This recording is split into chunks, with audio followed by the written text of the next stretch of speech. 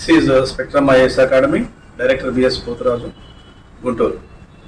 ఆర్థిక సంస్కరణలో భాగంగా గతంలో ఉన్నటువంటి వీడియోస్లో కొన్ని అంశాలు డిస్కస్ చేయడం జరిగింది.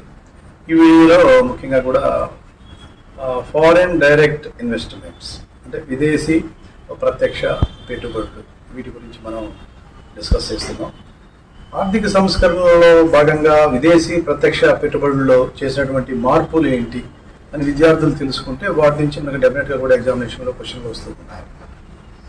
అంటే దాదాపుగా కూడా మనకి 1991కు పూర్వం ఉన్నటువంటి వ్యవస్థకి ఆర్థిక సంస్కరణలు ప్రవేశపెట్టిన 1991 తర్వాత ఉన్నటువంటి పరిస్థితులను గమనించినట్లయితే విదేశీ రంగంలో పెట్టుబడులు చూసినట్లయితే మ్యాక్సిమం మనం 40% మాత్రమే విదేశీ పెట్టుబడికి అవకాశాన్ని కల్పించినటువంటి సందర్భం 1991కు పూర్వం ఉంది అనమాట. Maximum that was. సో 91 తర్వాత పరిశీలించినట్లయితే దాన్ని మనం ఒక్కొక్క రంగాన్ని బేస్ చేసుకున్న రంగాల వారీగా దాదాపుగా కూడా 100% కూడా విదేశీ పెట్టుబడులని ఆహ్వానిస్తున్నటువంటి పరిణామం మనకి కనిపిస్తుంది. అంటే 100% అంటే మనం చూసుకున్నట్లయితే చాలా కంప్లీట్గా కూడా దానివల్ల విదేశానికి చెందినటువంటి అనేక పారిశ్రామికవేత్తలు వచ్చి పెట్టుబడులు పెడతాం వల్ల మన దేశంలో ఉపాధి కల్పన, మన దేశంలో జీవన ప్రమాణం, మన దేశంలో తలసరి ఆదాయం, మన దేశంలో జాతీయ ఆదాయం ఇవన్నీ పెరగడానికి కారణాలు అవుతాయని చెప్పేసి విదేశీ ప్రత్యక్ష పెట్టుబడుల మీద ఉన్నటువంటి ఆంక్షలను తొలగించడం జరిగింది. దీన్నే ఆర్థిక సంస్కరణలో విదేశీ ప్రత్యక్ష పెట్టుబడుల పరిమితులు తొలగింపు అని చెప్పేసి కూడా అంటారు. సో 1991లో ఏం చేసామంటే ఈ 40% ఏదైతే ఉందో దాన్ని 51%గా చేసి మనం స్టార్ట్ చేయడం జరిగింది. అంటే కొన్ని రంగాల్లో 51% చేయడం జరిగింది. ఉదాహరణ తీసుకున్నట్లయితే 20% వచ్చేసి FM రేడియోలో ఇవ్వడం జరిగింది. తర్వాత వచ్చేసి మనకి డిఫెన్స్ ప్రొడక్ట్స్లో 26% ఇవ్వడం అనేది జరిగింది. అదేవిధంగా ఇంకా న్యూస్ టీవీ ఛానల్స్ ఇవి చూసుకున్నట్లయితే వాటిలో ఏంటంటే మనకి దాదాపుగా కూడా 26% ఇచ్చినటువంటి సందర్భాలు మనకు కనిపిస్తాయి. తర్వాత రిఫైనరీ రంగాన్ని తీసుకున్నట్లయితే గవర్నమెంట్ సెక్టార్ అయితేనేమో 40% రిఫైనరీ ఇవ్వటం జరిగింది. అదే ప్రైవేట్ సెక్టార్ అయితే 100% కూడా ఇవ్వటం జరిగింది అనమాట. అలాగే మనం చూసుకుంటే ఎయిర్ ట్రాన్స్పోర్ట్ మనకి ఎన్ఆర్ఐస్ అయితే 100%, తర్వాత స్థానికంగా అయితేనేమో 49% ఇవ్వటం జరిగింది.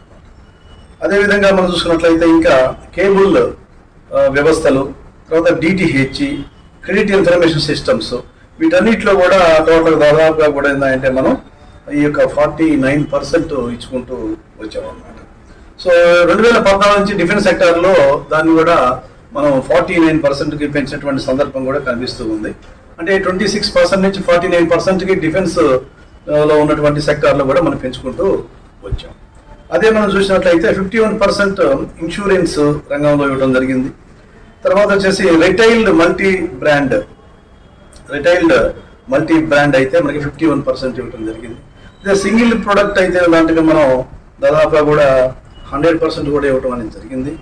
సో ఈ విధంగా బేస్ చేసుకొని ఇన్సూరెన్స్, టెలికమ్యూనికేషన్స్, మనకి శాటిలైట్ వ్యవస్థలు, తర్వాత వచ్చేసి మనకి ఈ DTH వీటన్నిటిలో కూడా ఏంటంటే విపరీతమైన మార్పులు చేసుకుంటూ వచ్చాం. తర్వాత 74% తీసుకున్నట్లయితే నాన్ షెడ్యూల్డ్ ఎయిర్ ట్రాన్స్పోర్ట్ 74% ఇవ్వడం జరిగింది. అదే ఎన్ఆర్ఐస్కి అయినట్లయితే 100% ఇవ్వటం జరిగింది అనమాట. అంటే ఎన్ఆర్ఐస్ ఎవరైనా సరే పౌర విమానయానంలో 100% పెట్టుబడులు పెట్టుకొని ఇది డెవలప్ చేయడానికి అవకాశాలు కల్పించాం. దీని ద్వారా తక్కువ రేట్లకే మనకి అందరికీ ఏంటంటే విమాన టికెట్లు దొరకటానికి, ఎక్కువ మంది బాగా ప్రయాణం చేయడానికి, దానివల్ల అనేక మల్టీ రంగాల్లో డెవలప్ అవడానికి అవకాశాలు మనకు కనిపిస్తాయి. ఇంకా FDIsని అనుమతించినటువంటి అంశాలను తీసుకున్నట్లయితే ఏ రంగాల్లో FDIsని అనుమతించడం లేదు. అణుశక్తిలో అనుమతించడం లేదండి. అట్లాగే లాటరీ వ్యాపారం, అలాగే మనకి గ్యాంబ్లింగ్, బెట్టింగ్లో అనుమతించడం లేదు. అట్లాగే చిట్ ఫండ్లో అనుమతించడం లేదు. నిధి సంస్థల్లో అనుమతించడం లేదు. ఈ 5 రంగాలే కాకుండా ఏదేని ప్రైవేటు రంగానికి అప్పగించినటువంటి రంగంలో ఈ యొక్క FDIsని అనుమతించడం లేదు. ఎక్కువగా మనకి FDIs అనేవి దాదాపుగా మలేషియా, సింగపూర్, అమెరికా ఈ దేశాల నుంచి అత్యధిక మనకి ఈ యొక్క పెట్టుబడులు అనేవి రావడం జరుగుతుంది. ఈ విదేశీ వ్యక్తులు వచ్చేసి మన దేశంలో సంస్థలు స్థాపించి సంస్థలో పెట్టుబడి పెడతాం, మన సంస్థల్లో పెట్టుబడి పెడతాం వల్ల, మన రంగాల్లో పెట్టుబడి పెడతాం వల్ల ప్రజల యొక్క ఉపాధి కల్పన, జీవన ప్రమాణం, తలసరి ఆదాయం, జాతీయ ఆదాయం పెరిగి ఆర్థిక వ్యవస్థ ఒక గాలిలో పడి ఒక చక్కని ప్రయాణం జరుగుతూ అభివృద్ధి చెందుతున్నటువంటి ఆర్థిక వ్యవస్థ అభివృద్ధి చెందిన ఆర్థిక వ్యవస్థగా మారడానికి దోహదపడుతుందని చెప్పేసి స్పష్టంగా చెప్పడానికి అవకాశం. Thank you very much.